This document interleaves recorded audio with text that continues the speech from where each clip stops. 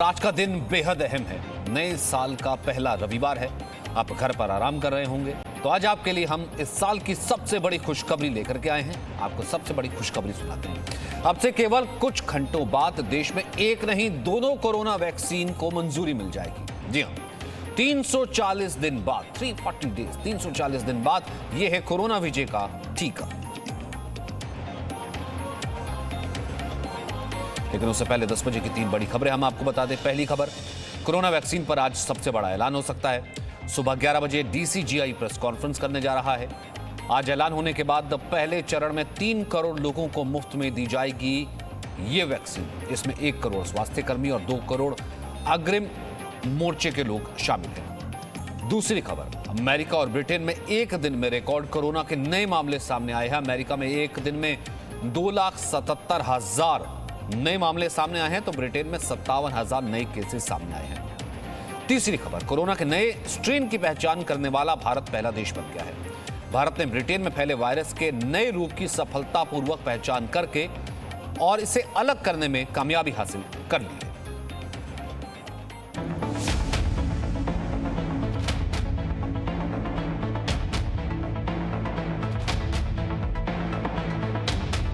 मुझे तो यही डर था कोई रिएक्शन तो नहीं हो जाएगा।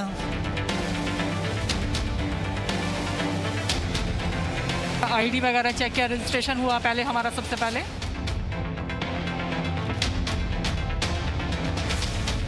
The real life situation, we have simulated that in terms of dry run.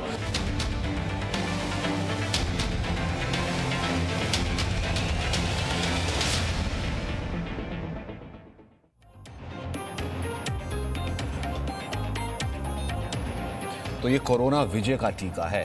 340 record दिन में भारत एक नहीं दो वैक्सीन, स्वदेशी वैक्सीन के साथ इस वक्त आज भारतवासियों के सामने होगा। Drugs controller general of India थोड़ी देर में कोरोना वैक्सीन को दे सकते हैं मंजूरी। कोरोना की 2 वैक्सीन को डीसीजी मंजूरी दे सकता है। डीसीजीआई की सुबह 11 बजे प्रेस कॉन्फ्रेंस शेड्यूल्ड है। कोवैक्सीन और कोविशील्ड को एक्सपर्ट कमेटी ने पहले ही इमरजेंसी ट्रायल के लिए यूज के लिए मंजूरी दे चुका है। तो ऐसे में डीसीजीआई की ये प्रेस कॉन्फ्रेंस बेहद अहम है। भारत को ये 2 बड़ी खुशखबरियां आज मिलने वाली हैं।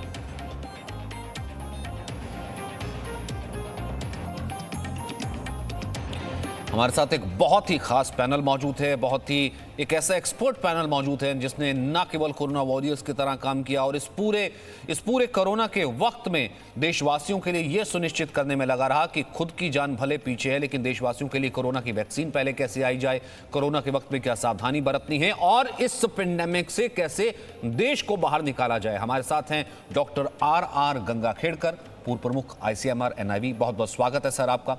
डॉक्टर संजय राय हैं, शोधकर्ता कोवैक्सीन के। डॉक्टर सुरुचि शुक्ला हैं, microbiologist, KGMU Lucknow. Doctor Anupam Singh है, सीनियर कंसल्टेंट। सबसे पहले डॉक्टर गंगाखेड़कर सर, मुझे याद पड़ता है कि हर रोज प्रेस कॉन्फ्रेंस में आपसे उन सवालों का पूछा जाना, आपसे उन सवालों की वो बात करना और आपका पेशेंटली सर उसी मुस्कान के साथ उस जवाब को देना कि नहीं वैक्सीन पर काम चल रहा है, बहुत जल्द वो दिन आ जाएगा। सर यकीन माने कि वो आज वो दिन आ गया, आज वो खुशखबरी का दिन है। ये तो पक्की खुशखबरी है, इसमें कोई शक नहीं है। किसी ने जब हम लोगों ने जब लड़ाई शुरू हुई तो ऐसे कभी सोचा नहीं था कि ये एकदम जनवरी महीने के पहले दिन ही हमको ये तोहफा मिल पाएगा, लेकिन फिर भी ये हो सका। ये सारे साइंटिस्ट लोगों की जो भी मेहनत है उसका नतीजा है। ये सारे रेगुलेटर्स और सारा एनेबलिंग एनवायरनमेंट जो सरकार ने बनाया था कि जिसकी वजह से इन हर चीज़ में डिस्कवरी को जो प्रोत्साहन दिया गया, उसका ये फल हमको दिखाई देता है। और ये अच्छी बात है क्योंकि हमारी पहली वेव अभी डिक्लाइन हो रही है। अब इस वक्त अगर हमको वैक्सीन आई तो जो हम नॉन फार्माकोलॉजिक इंटरवेंशंस जो बोलते थे, जो 3 चीज़ें जिनके बारे में हम एहतियात रखने के लिए बोलते थे, उसके साथ में वैक्सीन भी जुड़ जाए तो दोनों को हम डट के लड़ाई कर पाएंगे और इस बीमारी के ऊपर हम विजय मिलाने की पूरी कोशिश कर पाएंगे। और सर एक और सवाल, जिस तरीके से ये वक्त लिया गया, आपको लगता है कि this is a kind of एक रेवोल्यूशन है भारत के लिहाज से? दूसरा ये कि आम आदमी जो जानना चाहते हैं, इससे पहले कि मैं और पैनलिस्ट के पास जाऊं, सर हमने कल जो ड्राई रन देखा उसके बाद से हम पूरे तरीके से तैयार हैं उस फेज में एंटर होने के लिए जब आम लोगों तक ये वैक्सीन पहुंचेगी? आम लोगों तक पहुंचने के लिए हमको दो चीजें समझना पड़ेगा कि क्योंकि ये वैक्सीन सारे देश के नागरिकों को देने की जरूरी पड़ेगी, तो सबको एक साथ देना ये मुनासिब नहीं है, क्योंकि वैक्सीन प्रोडक्शन की जो डोसेजेस मिल सकते हैं उसकी संख्या लिमिटेड रहेगी। इसलिए हमको इन लोगों में प्रायोरिटाइज करना पड़ेगा। इसलिए सरकार ने प्रायोरिटाइज किया कि हेल्थ वर्कर्स, फ्रंटलाइन वर्कर्स और जो लोगों को क्रॉनिक मॉर्बिडिटी है, जिनकी उम्र 50 साल के ऊपर है, उन सब लोगों को वैक्सीन देने की पहली कोशिश, जो 30 करोड़ की संख्या में तादाद में रहेंगे, उन लोगों को देने की कोशिश होगी। अब ऐसे भी हो सकता है कि अभी तो सारे दुनिया में जो वैक्सीन मैन्युफैक्चरर्स है उसमें फाइजर को मिला है, मॉडर्ना को मिला है, एस्ट्राजेनेका को मिला है, हमारे यहाँ भारत बायोटेक को भी मिला, स्पुतनिक रशिया में इस्तेमाल कर रहे हैं और चाइना में उनका वो साइनोफार्म वाला वैक्सीन है। लेकिन ये इसके साथ में और कोई वैक्सीन्स भी आ जाएंगे, और जब वैक्सीन मैन्युफैक्चरर्स की संख्या बढ़ेगी तो डोसेज मिलना बढ़ जाएगा। तो हम अगर ज़्यादा मैन्युफैक्चरर्स अगर अप्रूव हो गए तो उनमें से उनके वजह से डोसेजेस ज़्यादा मिलेंगे, तब हम ये दूसरे ग्रुप्स के तरफ देखने के लिए हमको आसानी जाएगी। लेकिन आज के तौर पे वो 30 करोड़ लोगों को वैक्सीनेट पहले करना है। वो 30 करोड़ लोगों की वैक्सीनेशन जिस ढंग से अभी अंदाज लगा सकते हैं, शायद अगस्त महीना या सितंबर महीना लग सकेगा, और अगर जल्दी वैक्सीन दूसरे मैन्युफैक्चरर्स ला पाए तो दूसरे लोगों को भी जल्दी मिलाने की कोशिश सरकार जरूर करेगा। Absolutely sir. और इससे पहले कि मैं और पैनलिस्ट के पास जाऊँ, एक बार मैं ग्राफिकली दिखाना चाहता हूँ मैं क्यों कह रहा हूँ, हम ये क्यों कह रहे हैं कि प्राउड टू बी इंडियन की कितनी बड़ी ये कामयाबी है भारत के लिए और कितनी बड़ी खुशखबरी इस वक्त जब हम जिस पेंडेमिक से गुजर रहे हैं। देखिए, भारत में कोरोना का पहला मामला ये जो आया था ना, ये 30 जनवरी 2020 को आया था। किसी ने सोचा था उस वक्त, कोई कहता था कि नहीं बहुत ज़्यादा नहीं बढ़ेगा, तब कम्युनिटी वायरस की बात होती थी, कहते थे कि किस तरीके से ये आगे फैलेगा। 340 दिन, महज 340 दिन ऐसे हैं कि जब अब भी हम उस कोरोना से जूझ रहे हैं। रोज हजारों मामले सामने आ रहे हैं। ठीक है, ग्राफ काफी नीचे है, लेकिन इस 130 करोड़ 136 करोड़ की पॉपुलेशन में 340 दिन के भीतर एक वैक्सीन को लेकर के आना, और डॉक्टर संजय राय, ये कितनी बड़ी अचीवमेंट है और ये कितना बड़ा कद दिखाता है इस पूरे विश्व में भारत के साइंटिस्ट का।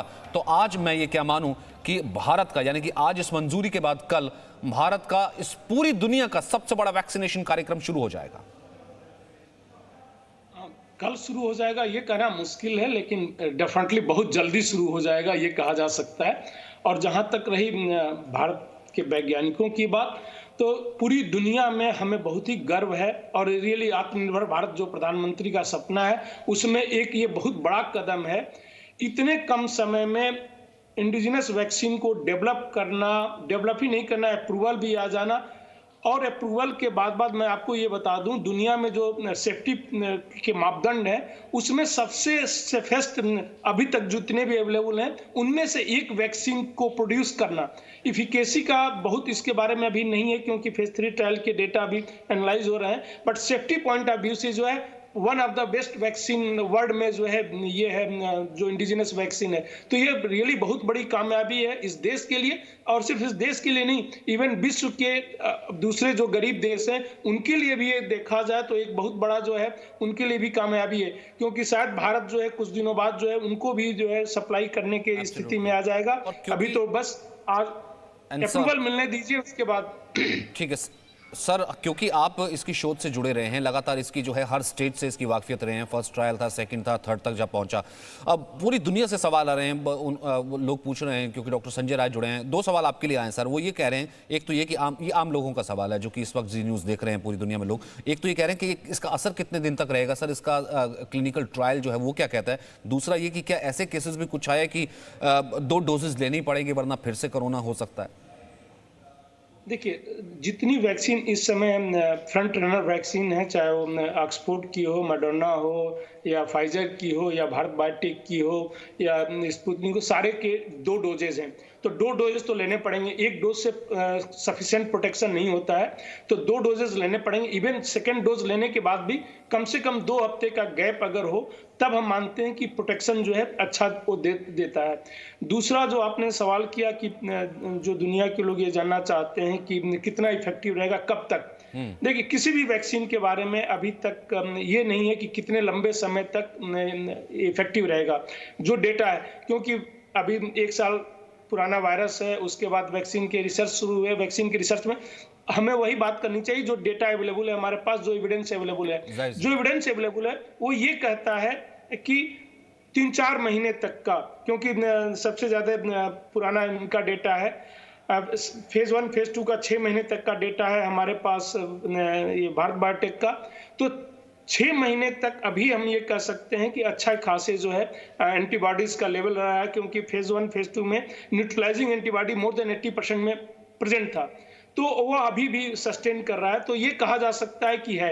अलग अलग वैक्सीन के अलग अलग प्लेटफॉर्म यूज होते हैं, इसलिए सारे के जो है किस लेवल तक रहेगा कहना मुश्किल है।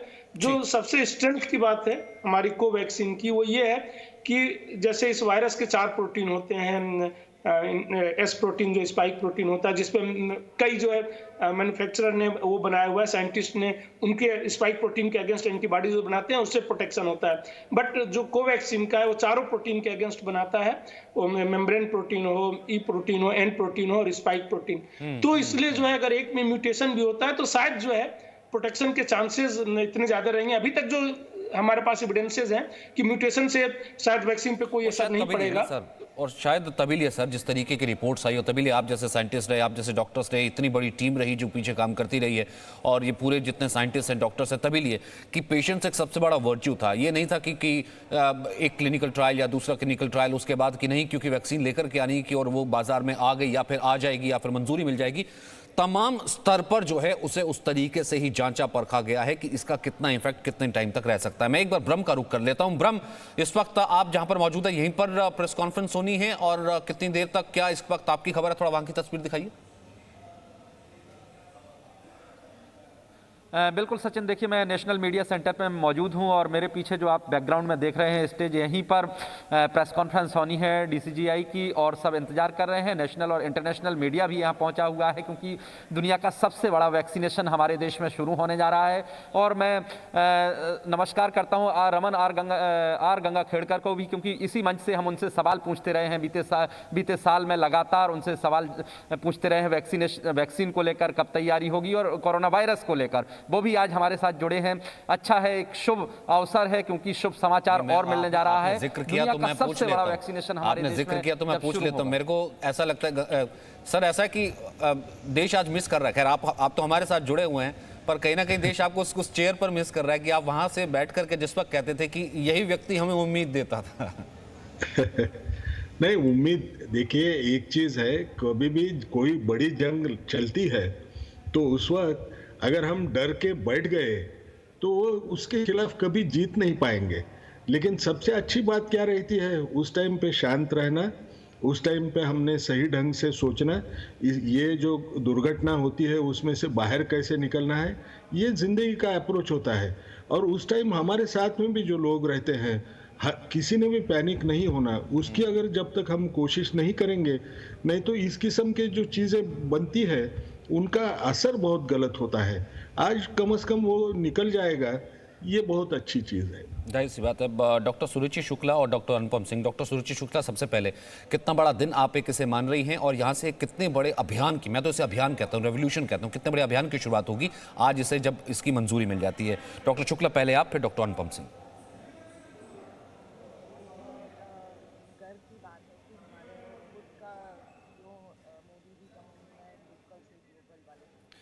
डॉक्टर शुक्ला, आपका माइक शायद म्यूट है, एक बार जरा देखिएगा आप अपने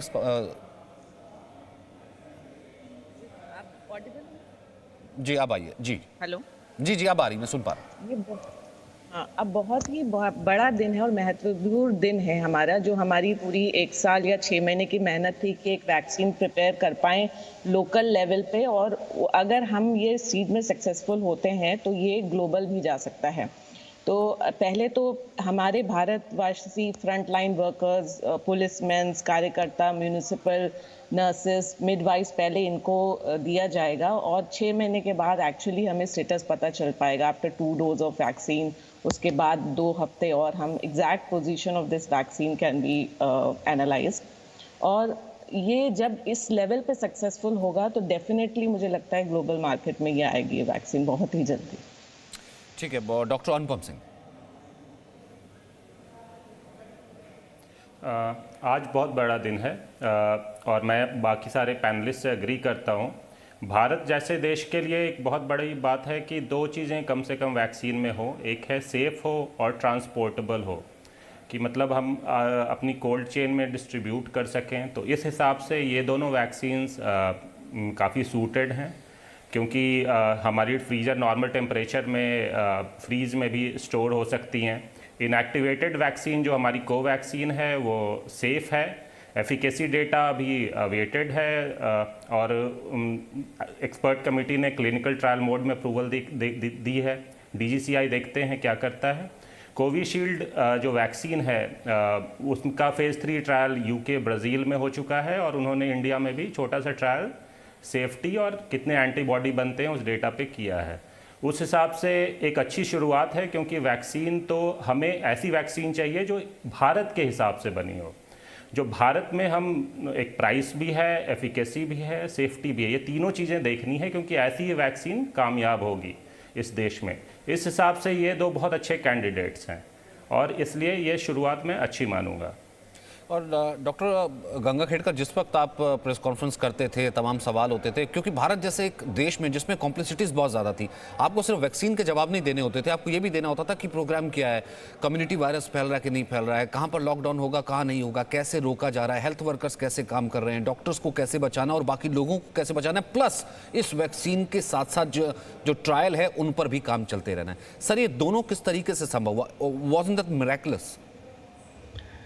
मिरेकुलस बोलना शायद इसलिए ज़रूरी रहेगा क्योंकि सारे स्टेक होल्डर्स ने एक साथ बैठ के ये जो महामारी है इसके खिलाफ लड़ने की पूरी कोशिश की थी। आप एक ढंग से देखिए, सारे प्रोग्राम में हमको अलग अलग मिनिस्ट्रीज का साथ रहना बहुत ज़रूरी था।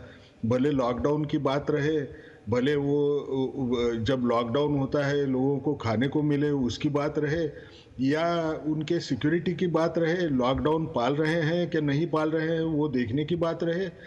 आप अगर साइंस के फ्रंट पे देखते थे तो हमको ये पता था कि हमारे यहाँ तकरीबन 1 महीना देरी से इन्फेक्शन पहुँचा था चाइना के पास से, तो हम लोग थोड़ा महीना भर पीछे रहते थे। आज ये बोलने में कोई कतराऊंगा नहीं मैं, क्योंकि ये 1 महीने के डिले की वजह से हमारे यहाँ वायरस आइसोलेशन भी डिलेड हुआ।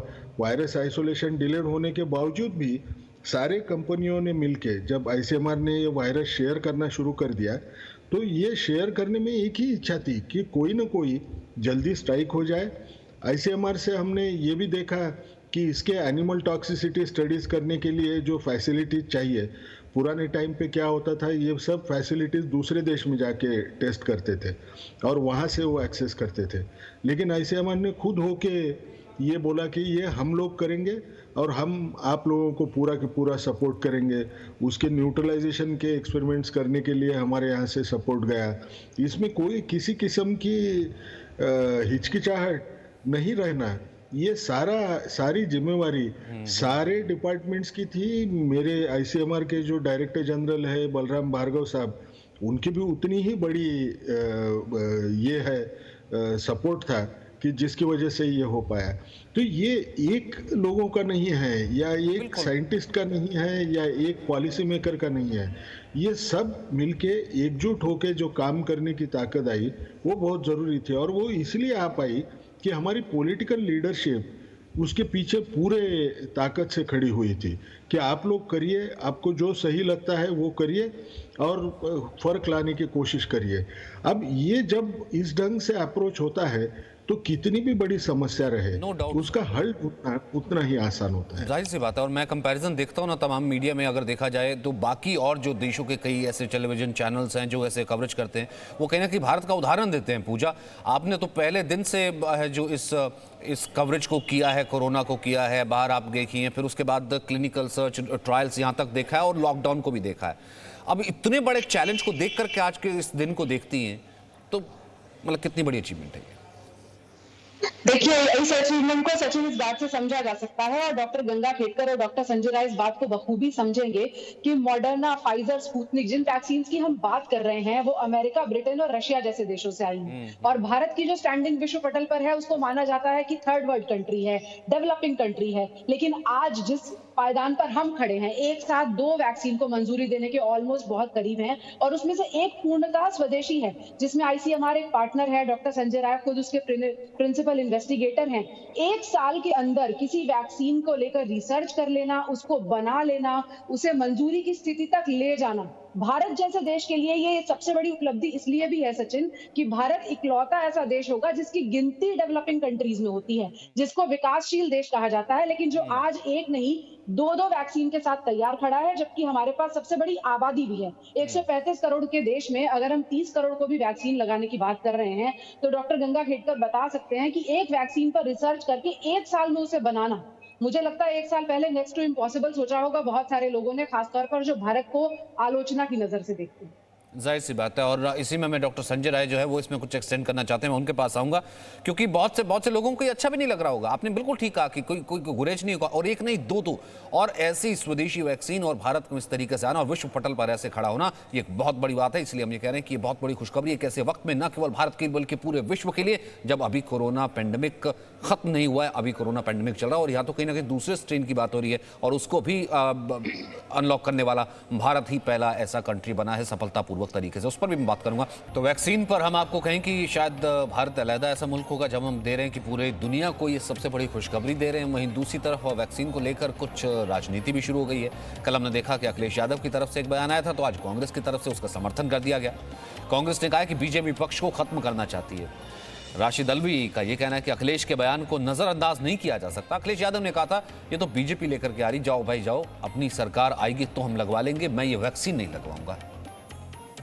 वहीं अखिलेश ने कहा था कि मैं बीजेपी की वैक्सीन, अभी बीजेपी की वैक्सीन मतलब ये जैसे कहते हैं कि शायद विश्व का भारत एक ऐसा मुल्क होगा जिसमें वैक्सीन को लेकर के भी राजनीति या उसे भी एक राजनीतिक रंग देने की कोशिश की जा रही है। हालांकि पेंडेमिक में भी राजनीति हुई, ऐसा नहीं है कि उस वक्त भी सभी राजनीतिक दल एक साथ रहे, उस वक्त पक्ष विपक्ष जो है तब हमने देखा वो सब चीज़ें भी देखने को मिली थी। ये शायद भारतीय राजनीति का एक हिस्सा है। ऐसे हाथों में सरकार है जो देश के विपक्ष को या तो जेल में देखना चाहता है या उनको चाहता है कि वो पॉलिटिकली ख़त्म हो जाएं। तो अखिलेश जी के बयान में मैं ये कहूँगा कि उसको नज़रअंदाज नहीं किया जा सकता। जो आम आदमी हैं उनको किसी तरीके का ख़तरा नहीं है। ये मुमकिन नहीं है कि वैक्सीन गलत तरीके से उनको लगाई जाए, लेकिन जो देश के विपक्ष के नेता हैं उनको यकीनन ख़तरा हो ना हो, शक और शुबा तो ज़रूर होगा। Doctor R.R.. गंगाखेडकर हमारे साथ जुड़े हुए हैं, हमारे साथ डॉक्टर संजय राय जुड़े हुए हैं जो कि खुद इस कोवैक्सीन के मेजर इन्वेस्टिगेटर रहे हैं, शोधकर्ता रहे हैं। डॉक्टर सुरुचि शुक्ला भी हमारे साथ हैं और ब्रह्म प्रकाश हमारे साथ मौजूद है उस जगह से जहां पर ये प्रेस कॉन्फ्रेंस होनी है। डॉक्टर राय, अगर राजनीति होती या ये चीज़ें अफेक्ट करती होती तो मुझे नहीं लगता कि हमारे साइंटिस्ट या हमारे डॉक्टर्स जो है इतनी जल्दी इस वैक्सीन को ला पाते। खैर उन तक तो ये बातें नहीं पहुँचती होगी, लेकिन फिर भी क्या आपको लगता है कि फ़र्क पड़ता है कि किस तरीके का वैक्सीन को लेकर के? वैक्सीन भी कोई पार्टी या किसी चीज़ से हो सकती है, हमारे देश में इसको लेकर के भी कुछ एक अलग डायमेंशन शुरू हो जाता। अभी तो वैक्सीन आई नहीं। देखिए, राजनीतिक एक अलग इशू है, मैं राजनीतिक इशू पे कोई कमेंट्स नहीं करना चाहता हूँ। जहाँ तक वैक्सीन की बात है, या किसी पार्टी, किसी धर्म या जात को देख के जो है कोई बीमारी नहीं आती, और वैक्सीन से ये प्रूफ है पूरी दुनिया में जो है, इसी वैक्सीन को नहीं बाकी रोगों के लिए भी हम वैक्सीन लगाते हैं। तो वह जो है सबको ही लगाते हैं। पोलियो के समय भी इस टाइप के बयान आए थे, बहुत लोगों के बयान आए थे, अगर आपको याद होगा, और उसको जो है एक समुदाय ने ही मना कर दिया था कि हम नहीं लेंगे। फिर जो है उनको आइडेंटिफाई किया गया कि क्यों है, उनके भ्रम को दूर किया गया और होगा। तो शायद मैं ये कह सकता हूँ कि कुछ लोग भ्रम में होंगे किसी कारण से, उनके भ्रम को दूर करने की जरूरत है। साइंटिस्ट पे कोई फर्क नहीं पड़ता, एज ए प्रोफेशनल हम लोगों पे इसका कोई फर्क नहीं पड़ता कि कोई क्या बोल रहा है, हमें ईमानदारी से अपना काम करना चाहिए।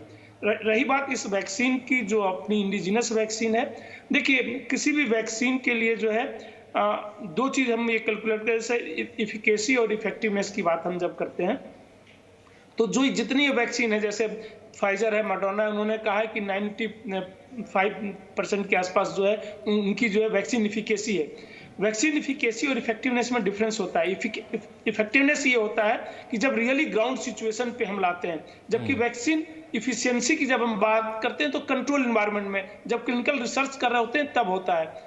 अगर उस टाइप की वैक्सीन हिंदुस्तान में आती है, जैसे -70 डिग्री का टेम्परेचर है, उस पर मेंटेन करना और ये, तो डेफिनेटली ओवरऑल वैक्सीन इफेक्टिवनेस की अगर हम बात करें तो वह हमेशा कम होता है वैक्सीन इफिकेसी से, और वह जो है अगर दूर दराज के क्षेत्रों में तो बहुत ही नीचे जा सकता है। कहने को 95 है, वो हो सकता है 50 भी ना रहे, 30 भी ना रहे, क्योंकि अगर कहीं भी कोल्ड चेन ब्रेक हुआ, तो ये सब बड़े बड़े पहलू हैं किसी भी वैक्सीन के लेके, कि एक जगह अगर लैब सिचुएशन में 95 हो गया, 90 हो गया। जो हमारी वैक्सीन है, जो इस कंट्री में दोनों ही जो फ्रंट रनर हैं, वह कम से कम 2 to 8 डिग्री टेम्परेचर पे मेंटेन है, और हमारे पास इसका infrastructure, even primary health centre level पे वेल स्ट्रक्चर्ड इंफ्रास्ट्रक्चर हमारे पास है, और ये बहुत ही बड़ी खूबी हमारे लिए और खुशी की बात भी है। और मैं पूजा अभी बता रही थी, उनसे पूरी तरीके से सहमत हूँ, जो उन्होंने कहा कि दुनिया के किसी देश को ये विश्वास नहीं था जब हमने ये शुरू किया था कि इतने 1 साल से कम समय में जो है वैक्सीन डेवलप करके क्लिनिकल ट्रायल कंप्लीट करके और इसको लाना, तो डेफिनेटली दुनिया के लिए भी एक मैसेज है। और डॉक्टर गंगा खेड़कर, जिस तरीके से चुनौती उस वक्त में थी, जैसा आपने कहा कि कूल एंड काम रह करके एक तरफ लोगों को उस पेंडेमिक से बचाना, देखना कि लॉकडाउन है तो उसका पालन हो रहा है कि नहीं हो रहा, एंड यूजर तक, एक आम व्यक्ति तक भी जो है उस वक्त जरूरत की चीजें पहुंचना, प्लस वैक्सीन पर भी काम होना। अभी चैलेंज एक बड़ा बाकी है सर, जब हम बिल्कुल जिसे हम कहते हैं ब्लॉक स्तर तक, अंदर तक जो है एक पूरे मैकेनिज्म से इस वैक्सीन को जो है आम जन तक पहुंचाएंगे, ये क्या एक बहुत बड़ा चैलेंज होगा? ये भी बहुत आसानी से, या ऑलरेडी डिजाइंड है, इसे कर दिया जाएगा? नहीं, इसमें चैलेंज तो पक्का है, इसमें कोई शक नहीं है। आपको सबको वैक्सीन देना है, आपने सिर्फ प्रायोरिटाइज 30 करोड़ लोगों को किया है, लेकिन फिर भी वो चुनौती तो रहेगी, क्योंकि सबसे बड़ी बात क्या होती है कि हमारा वैक्सीन जो हेल्थ केयर इंफ्रास्ट्रक्चर है वो सबसे अच्छा है, इसमें कोई शक नहीं है। चाइल्डहुड इम्यूनाइजेशन प्रोग्राम दुनिया में का सबसे बड़ा है, क्योंकि हम फ्री वैक्सीन प्रोवाइड करते हैं। अक्सर बाकी दुनिया में वो सारे वैक्सीन जो है वो फ्री नहीं रहते हैं, और हेल्थ केयर इंफ्रास्ट्रक्चर इतना बड़ा नहीं होता है। हमारे इसमें कैसा है, तो हम विलेज लेवल तक हमारी आशा वर्कर होती है, वहाँ तक हमारी पहुँच रहती है, तो ये चीज़ें तो बनी बुनी है। उसमें ट्रेनिंग लेने के लिए उन्होंने ड्राई रन करके अच्छे मॉड्यूल्स बनाए हैं, और वो मॉड्यूल बना के ये स्टैंडर्ड ऑपरेटिंग प्रोसीजर्स के ऊपर पूरा के पूरा ट्रेनिंग सारे देश में के लोगों को दिया जा रहा है जो हेल्थ केयर सिस्टम में है। लेकिन सबसे बड़ी चुनौती क्या होती है, हम सिस्टम तो बनाए, लेकिन वो सिस्टम को एक्सेस करने के लिए कम्युनिटी ही एक्सेस करती है। जब कम्युनिटी का एक्सेप्टेंस हमको देखना है तो हमको कम्युनिटी को मोबिलाइज करना पड़ता है। अब कम्युनिटी जब हम बात करते हैं तो हमको ऐसे लगता है कोई चुने गिने कोई शख्स होंगे, हाँ, उनसे हमको बात करना पड़ेगा। वो तो ऐसे नहीं होता है, हर इंसान तक हमको पहुंचना पड़ेगा। अगर हमको पहुंचना है तो वो सारा इंफ्रास्ट्रक्चर वहाँ तक पहुँचने के लिए या उनको मोटिवेट करने में जब ही कामयाब होगा जब हम कम्युनिटी बेस्ड ऑर्गेनाइजेशंस या नॉन गवर्नमेंटल ऑर्गेनाइजेशंस इनको इन्वॉल्व करें, और इनको मोबिलाइज करने के लिए उनको अगर हम रिक्वेस्ट करेंगे तो दोनों मिलके बहुत बड़ा काम कर पाएंगे।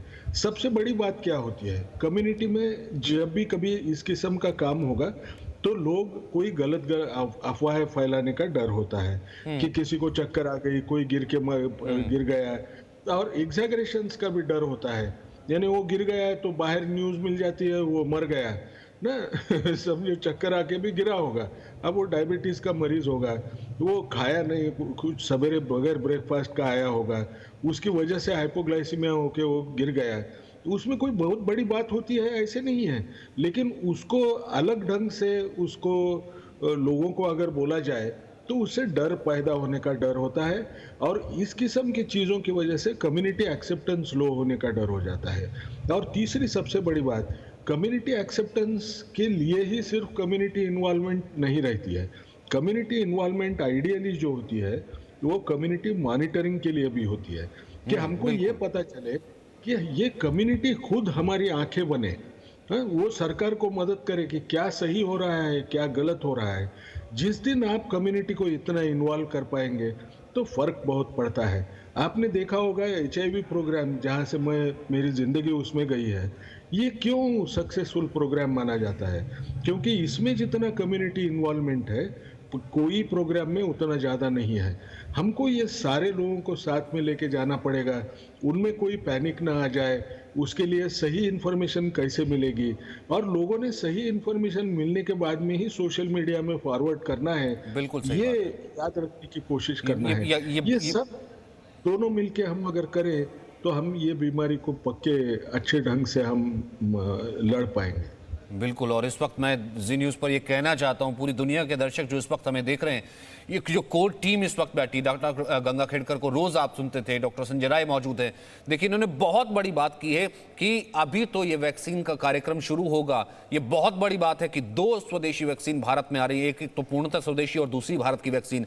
अब यहाँ पर कम्युनिटी यानी कि एक आम जन की जिम्मेदारी होती है कि वो इसे ब्लॉक स्तर तक, अपने स्तर तक कैसे लेकर के जाएगा। सिर्फ सरकार की जिम्मेदारी या सिर्फ उन साइंटिस्ट की जिम्मेदारी नहीं होती है। और ऐसी कोई अफवाह, ऐसी कोई बातें सोशल मीडिया पर जो चीज आपने कहीं से सिर्फ सुनी हो अफवाह के माध्यम से, उससे कम से कम बिल्कुल मत फैलाइएगा, उनसे जरूर बचिएगा। डॉक्टर शुक्ला, ये बहुत जरूरी है जैसा डॉक्टर गंगा खेड़कर ने कहा। लॉकडाउन के टाइम पे देखा था कि सरकार ने लॉकडाउन लगा दिया। अगर हर एक इंडिविजुअल उसका पालन सही ढंग से नहीं करेगा, सोशल डिस्टेंसिंग, मास्क, सैनिटाइजर्स, सब ने अपने लेवल पे उसको यूज़ किया है, उसको पालन किया है, तभी ये चीज़ें सक्सेसफुल हुई हैं। तो जब ये इतनी बड़ी वैक्सीन हमारे साइंटिस्ट लेकर आए हैं और सब डॉक्टरों ने उस पर काम किया है, तो जब तक हर एक कम्युनिटी लेवल पे हम front line health workers obviously work कर रहे हैं, लेकिन जैसे आम जनता उसको कैसे एब्जॉर्ब करती है, गलत चीज़ों इसके लिए फैलाई जा रही है, उसके ट्रैप में ना आए, इसको यूज़ करें, और आई थिंक ये अच्छा परिणाम देगा। जैसे कि ये वैक्सीन्स की इफेक्टिवनेस आ रही है, तो जिस तरह से चीज़ें रोल आउट होंगी, डेफिनेटली कुछ ना कुछ तो प्रॉब्लम ज़रूर आएंगी, बट इन छोटी चीज़ों को नज़रअंदाज करके इसको बड़े लेवल पे देखें तो ये काफ़ी इफ़ेक्टिव होनी चाहिए। और लगभग मेरे ख्याल से जो है आधे घंटे से भी कम का वक्त रह गया। ब्रह्म, इस वक्त आपके पीछे क्या तैयारी, क्योंकि कुछ हलचल मैं वहाँ पर देख पा रहा हूँ मीडिया सेंटर में। बिल्कुल सचिन, देखिए तैयारियां चल रही हैं प्रेस कॉन्फ्रेंस की और नेम प्लेट भी लगा दी गई है। वीजी सोमानी हैं जो DCGI के हेड हैं, वही प्रेस कॉन्फ्रेंस करेंगे। मेरे पीछे मेरे कैमरा पर्सन आपको तस्वीर दिखा भी रहे हैं। ये कुछ ही देर रह गई है, लेकिन सचिन मैं एक बात कहना चाहूँगा, हमारे देश के वैज्ञानिक और डॉक्टरों का तो बड़ा योगदान रहा ही है, लेकिन इस मौके पर देश की जो, जैसे गंगा खेड़कर ने भी जिक्र किया कि जो आपकी देश की लीडरशिप होती है उसका रुख क्या होता है, उस पर भी निर्णय, उस पर भी बहुत कुछ निर्भर करता है। बीते देखिए 1 साल से जिस तरह से प्रधानमंत्री नरेंद्र मोदी ने मोर्चा संभाला, जिस तरह से देश के स्वास्थ्य मंत्री ने मोर्चा संभाला और जिस तरह से पूरा हेल्थ मिनिस्ट्री एक्टिव रही है, उनका भी बड़ा योगदान रहा है। मैं देखता था डॉक्टर हर्षवर्धन की सुबह 6 बजे से लेकर देर रात तक 10-11 बजे तक 12 बजे तक मीटिंगों में उलझे हुए हैं पूरा दौर। और देखिए प्रधानमंत्री ने सबसे पहले हमारे देश में लॉकडाउन लगाया, दुनिया में सबसे पहले, और उसमें बाद में कई संस्थाओं ने रिसर्च किया कि भारत में बहुत ज़्यादा मौतें बच गई हैं लॉकडाउन के चलते। तो ये बड़ा निर्णय प्रधानमंत्री ने लिया, समय रहते लिया। इसके लिए एक करेज चाहिए, एक साहस साहस चाहिए, लीडरशिप में एक बड़ा निर्णय लेने का साहस चाहिए, वो प्रधानमंत्री नरेंद्र मोदी ने करके दिखाया। और इसके बाद देखिए, जब आपका देश का प्रधानमंत्री, जब आपकी वैक्सीन की रिसर्च चलती है, लैब में पहुंच जाता है, तो जो वैज्ञानिक है, हमारे जो डॉक्टर हैं, उनका हौसला बढ़ता है कि तो किस तरह से प्रधानमंत्री ने पूरी सक्रियता के साथ पूरे साल भर मोर्चा संभाला, हर निर्णय लिया। देखिए, देश को संबोधित किया, जब जरूरत पड़ी लॉकडाउन के वक्त संबोधित किया, और बार बार लोगों को उसका जिक्र तो तभी डॉक्टर खेड़कर ने किया ना कि अगर पॉलिटिकल विल नहीं होती है तो फिर वो हौसला आता ही नहीं है। अगर आपके पीछे जो है आपकी राजनीतिक शक्ति ना खड़ी हो कि आपके पीछे हम खड़े हैं, आपको जो भी रिक्वायरमेंट चाहिए हो आप काम कीजिए, भले वो R&D की हो या किसी फैसिलिटी की हो तो वो कीजिए। जब तक वो नहीं थी तो वो स्टेज पर हम नहीं पहुंचते। और डॉक्टर गंगा खेड़कर, जिस तरीके से पिछले दिनों हमने देखा कि ये भी बात हुई कि स्पुतनिक थोड़ा जल्दी आ गया, क्या स्पुतनिक का उतनी इफेक्टिवनेस नहीं है। उस वक्त एक आता कि कोवैक्सीन या कोविशील्ड अब तक क्यों नहीं आई है, कहीं ये लेट तो नहीं हो गई है। आज एग्जैक्ट क्या हम ये कह सकते हैं कि जिस तरीके से पेशेंस रखी गई है उसी पेशेंस के साथ आज वो दिन आया है? और आज की इस प्रेस कॉन्फ्रेंस सर किस तरीके से इसका अनाउंसमेंट हो सकता है सर, इमरजेंसी ट्रायल के बाद आज जब ये प्रेस कॉन्फ्रेंस होगी सर? नहीं, ये तो सही टाइम पे आया है। आप अगर देखें ना, आज दुनिया में क्या हो रहा है, बाकी देशों में उनकी सेकेंड और थर्ड वेव चल रही है। कई देशों में जो इतने प्रगत देश है, डेवलप्ड कंट्रीज हैं, वहाँ उनके वेव्स को उनको कंट्रोल करना मुश्किल हो रहा है। वहाँ अस्पतालों में जगह नहीं मिल रही है। हमारे यहाँ हमने जो लॉकडाउन लगाया उससे ये आउटब्रेक का जो ऑनसेट था वो तकरीबन 5 महीने का हमको टाइम मिला, और उसकी वजह से आज ये पोस्टपोन्ड इवेंट रहने की वजह से हमारे यहाँ फर्स्ट वेव डिक्लाइन पे चल रही है। अब ऐसे टाइम पे हमको एक चीज़ तो पता चलती है कि कुछ क्यों नहीं होता। हमारे देश के लोगों की लोक संख्या ज़्यादा होगी, लेकिन ज़्यादा रहने के बावजूद भी सबने सरकार का साथ देने की कोशिश की, और उसके परिणाम स्वरूप आपको दिखाई देता है कि सिर्फ फर्स्ट वेव में ही हम आज रह पाए हैं, क्योंकि कोविड अप्रोप्रिएट बिहेवियर का हमने पालन करने का जो प्रधानमंत्री जी का जो आह्वान था उसको हमने माना, हम उसके रास्ते पे चलते गए। लेकिन अभी उसके साथ में और एक हमारे पास एक शस्त्र आएगा, वो रहेगा वैक्सीन का। अब अगर हम दोनों शस्त्र इस्तेमाल करेंगे तो हम जल्द से जल्द कामयाब होने की तरफ दौड़ लगा पाएंगे। तो हमको ये जो वैक्सीन आई है बहुत समय पे आई है, क्योंकि बाकी आप देखेंगे ब्रिटेन में वो लोग सोच रहे हैं 2 डोज की वैक्सीन है, फिर भी जिस तेजी से उनके यहाँ लोगों की संख्या बढ़ती जा रही है, बीमार हुए वाले, और उसकी वजह से हॉस्पिटलाइजेशंस बढ़ रहे हैं, उनको लग रहा है कि एक डोज वैक्सीन का सबसे जल्दी सब लोगों को दे दें, और बाद में 12 हफ्ते के अंदर हमको दूसरा डोज देने की कोशिश करेंगे, क्योंकि उतने डोज मेरे पास अवेलेबल नहीं है। ये समस्या तो मेरे पास नहीं रहेगी। मेरे देश में कम से कम ये तो होने वाला है कि हम 2 डोज दे पाएंगे, और जितने ज़्यादा लोगों को हम जल्दी से जल्दी दे पाएं, तो ये जो आज तक ये कोविड अप्रोप्रिएट बिहेवियर पालन करने की जो प्रतिज्ञा लोगों ने की, उसके साथ में वैक्सीन अगर जुड़ जाएगी तो हम अच्छे मूवमेंट पे ये वैक्सीन ला रहे हैं, हम सब कामयाब हो जाएंगे। जी बिल्कुल सर, हम सब कामयाब हो जाएंगे, और ज़रूर ये कामयाबी दरअसल आप लोगों की कामयाबी, ये कामयाबी जो है ये पूरे भारतवर्ष की कामयाबी का सेहरा आप लोगों पर है जो आज हम इस मुकाम पर पहुंचे हैं। और जैसा कि आपने कहा कि इस कामयाबी की असली निर्णय या असली निष्कर्ष तब होगा जब एक आम आदमी जो है इसमें पार्टिसिपेट करके और उसे अपनी जिम्मेदारी समझे कि इस पूरी मुहिम में उसे अपनी जिम्मेदारी निभानी है। कुछ ही देर बाद एक प्रेस कॉन्फ्रेंस होनी, जैसा कि वहाँ पर ब्रह्म मौजूद हैं, वो कह रहे हैं कि उसके बाद फिर क्या ऑफिशियल तरीके से 2 भारतीय वैक्सीन को मिल जाएगी मंजूरी। ये बहुत बड़ा दिन है। छोटे से ब्रेक, वापस आ रहे हैं। Presenting B News app, available on Google Play and App Store. Download it now.